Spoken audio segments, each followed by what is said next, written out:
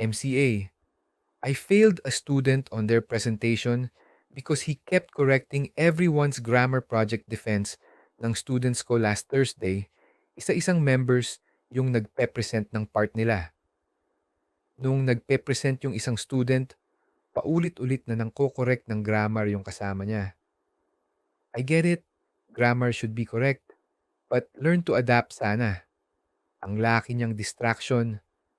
Anong paki ko kung mali yung is and are, yung mga kulang or sobra na S, yung mga terminologies na namalili lang.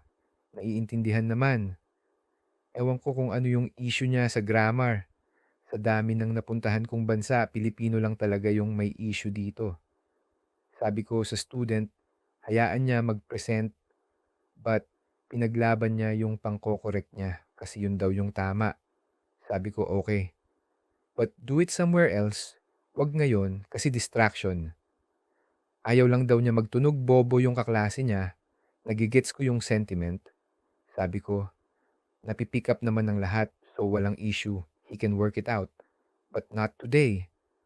Tuloy yung presentation, sumunod na yung isa, then yung isa uli. Throughout his team, paulit-ulit siyang bumubulong. Akala niya, hindi ko maririnig.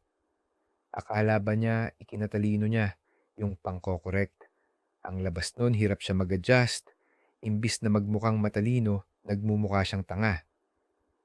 Hindi ko siya pinapansin kaso nadidistract yung nagpe-present. Nung ibang team na ayun na naman siya, bumulong siya, pinipilit siyang hindi pansinin pero may nakarinig na student at inayos niya yung is-are niya kaso natulala na siya after, nawala na sa focus. Kesa paulit-ulit siya, sinabihan ko na lahat na magsalita sa comfortable na language. After class, kinausap ko yung student na panggulo, sinabihan ko na mag-focus ka sa ibang bagay kaysa sa grammar or magpalit ka ng course na word-related. Magaling ka magsalita pero napakababa ng grades mo sa akin. Yung presentation mo din, halatang hindi ka tumulong. Baka hindi to yung course na para sa'yo. He said sorry, but my petty ass still failed him dahil ang dami niyang na-distract. Bukod sa talagang he's lacking on my department. Hindi pwedeng awa na lang lagi at intindi. Hindi ka matututo as a person kung lagi lang iintindihin. Professor ako, hindi nanay. Edit, iwas lito.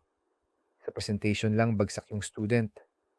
Asa title na, lacking in my department does not mean low grades.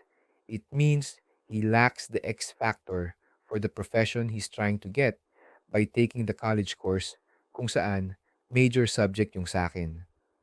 Also, hindi ko mo napakababa ay bagsak na. Below average lang, minimum requirement para pumasa, may pinagkaiba to sa average. Alam ko na mali yung ginawa ko. No need to say I'm wrong.